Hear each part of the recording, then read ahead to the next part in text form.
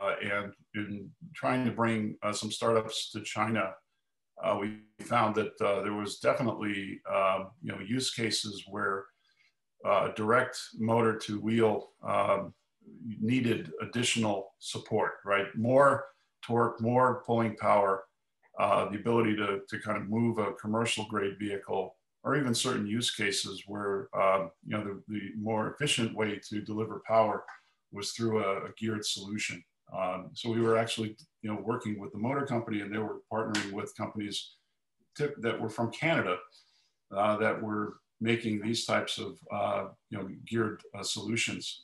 It wasn't Inmotive at the time, but we find that as the market push to electrification happens, there are certain places in the market where there's going to be needs for solutions like what you're going to hear about from Paul. Paul is a repeat entrepreneur. He's run public and private companies as a sort of a serial entrepreneur. He got together with Andy Wong, who was the founder of this company. I got to know them through a friend here in China, Keith Lomason, who has been active in helping to promote their products in the market. They have, I think, taken off now with the growth of electrification globally. And I think he's here to tell you that story. So Paul, I'll turn it over to you. Thank you very much, Bill. Really appreciate the intro, especially coming in hot as you did from your last panel. I'm just going to share my screen here. Hope this works. Okay. Everybody see my screen? Yes, we can. Great. Excellent. Well, folks, good morning, good evening, or if you're lucky enough to be in Hawaii, good afternoon to all of you. I'm going to tell you a little bit about Inmotive and our Ingear product. First, a bit about the company.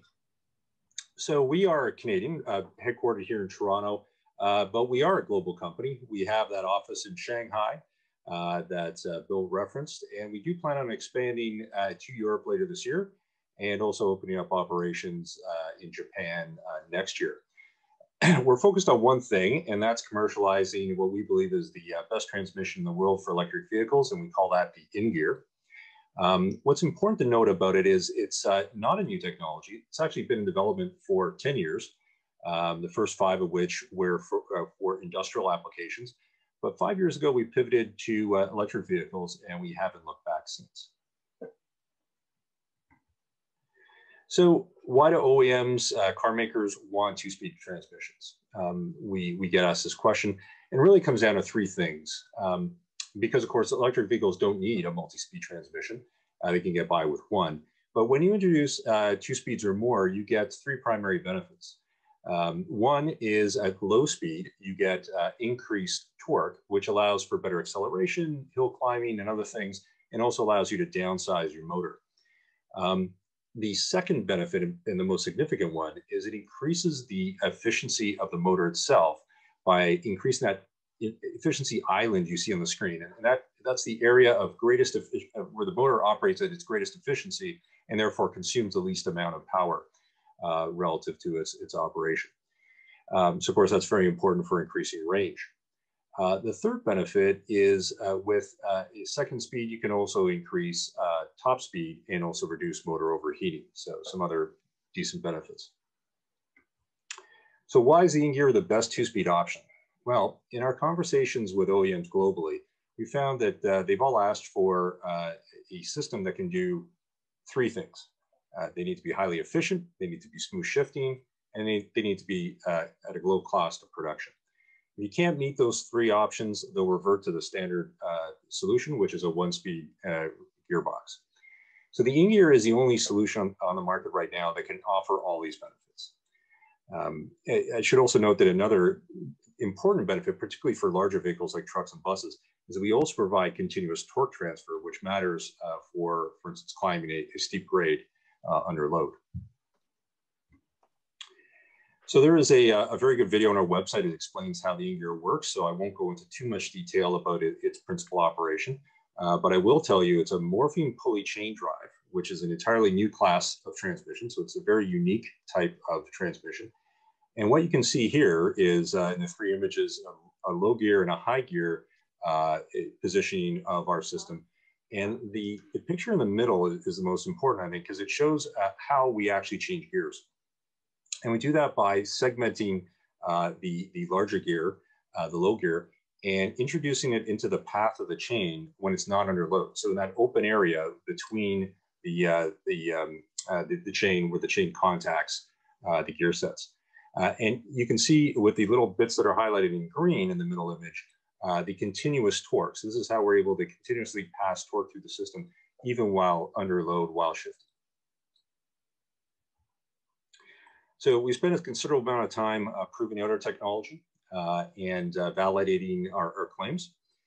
Most importantly is the high efficiency claim we have.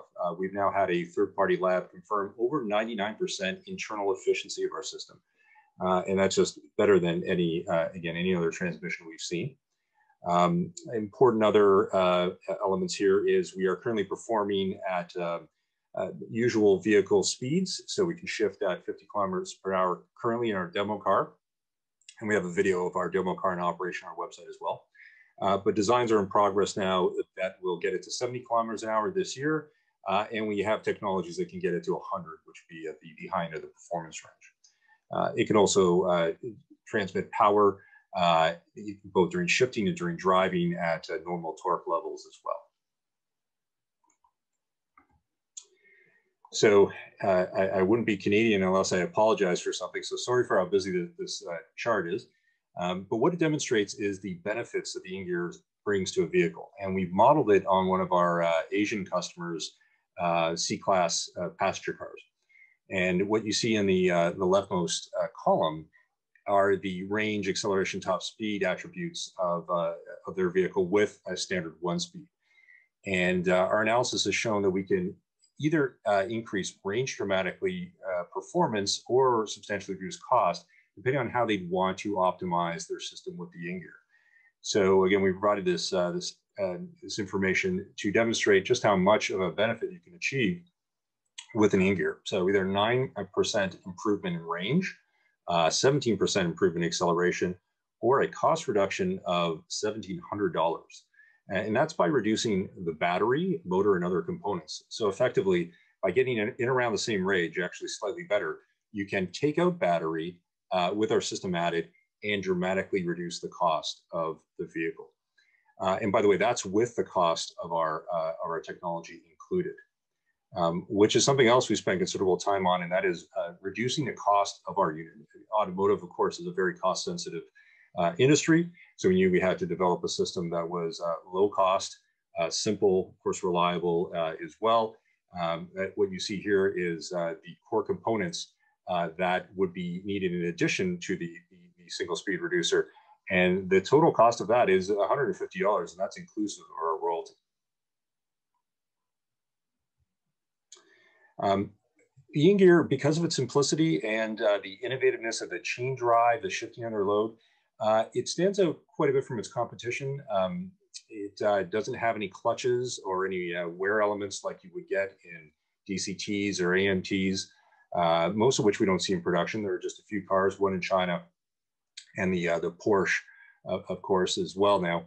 But very few, because for the most part, these other systems are either too inefficient in terms of internal operation, too expensive, or not smooth shifting enough. So they don't check all three boxes the way the Ingear does. But with our chain drive and with our lack of clutches and our low cost, we're able to meet the requirements of EV manufacturers globally. So I don't have to tell this crowd what a massive opportunity the passenger EV market is. Our total addressable market by 2030 will be $13 billion. That's 22 million units. We see China leading the way, of course, as it will continue to, as it does now and will continue to. But passenger EV is just one of many markets for the Ingear. The Ingear is actually a platform technology that can either scale up in size, trucks and buses, if you will, or down in size to ATVs or golf carts or even e-scooters and motorcycles, because the nature of the technology allows itself to scale. In addition to mobility applications, we see other non-mobility applications off-highway, like agriculture, for instance, or even industrial applications like wind turbines and stationary motors that you find in warehouses and factories and buildings all around the world. That was a market we originally came from, if you recall, and the benefits accrue that you find in a car accrue more or less to stationary applications as well. So lots of potential for us to expand. We've also designed the business to scale also.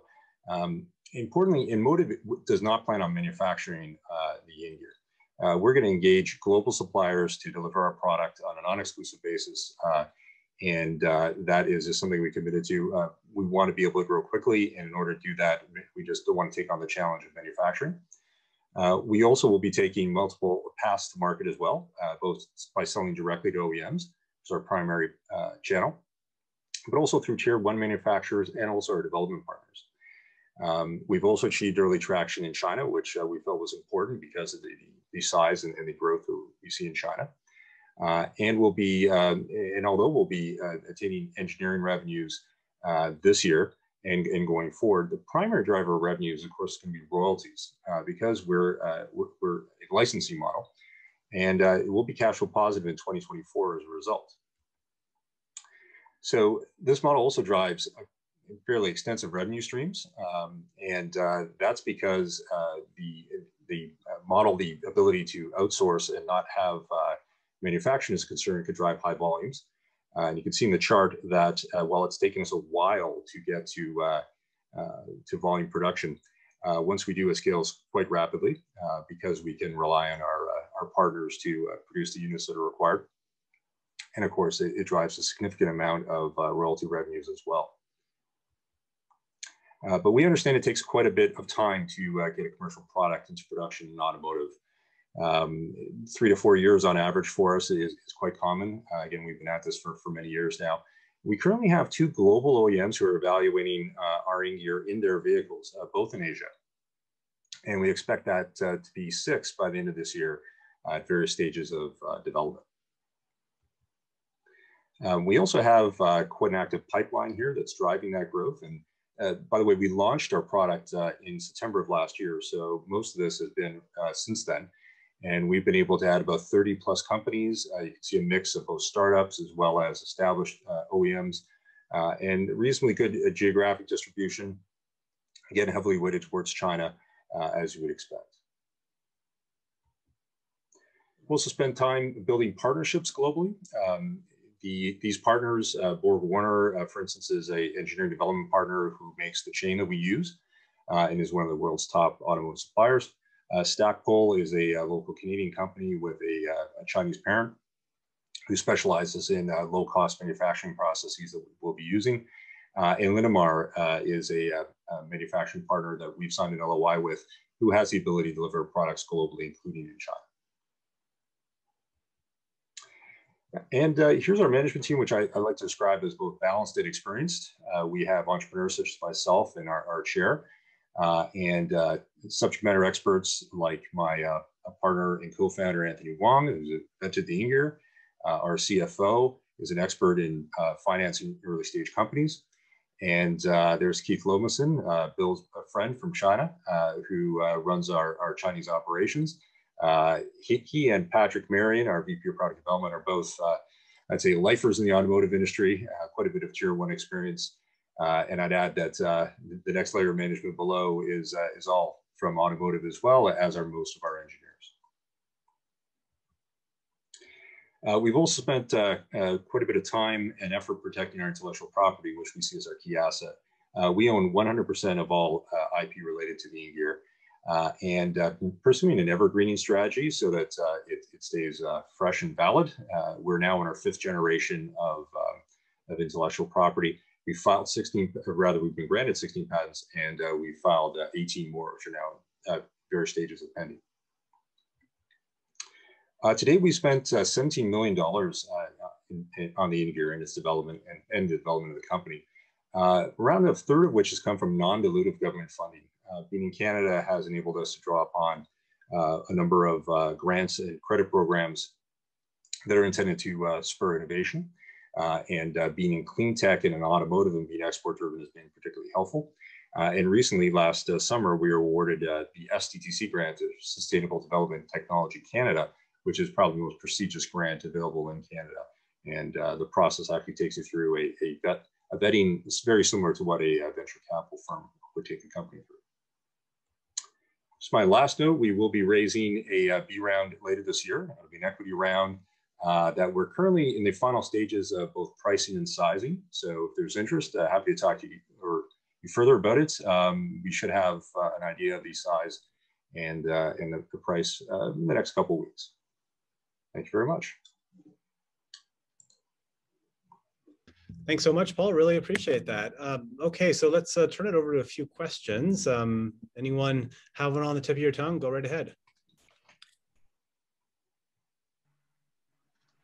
Hi, hello. It's Joseph here from Ontario, actually, Canada. So, hey, Joseph. Someone else staying up late. Yeah. I have a few questions, actually. So the first one actually is the challenges that Inmotive has overcome during the process. So right now, the technology is already, somewhat, it's proven, it's already running in a vehicle, but from the concept to this point in time, like what were the major hurdles that Inmotive had to overcome to get to this point? Yeah, good question. Not sure where to begin. There's been quite a few. To bring a product like ours to the state that we're at in automotive is required a lot of time and a lot of money. Developing in powertrain is frankly not easy. I talk to my friends who have software solutions in auto tech, and I'm always quite jealous about how quickly they can iterate. It takes us about a year to bring a new prototype revision into production through testing and validation.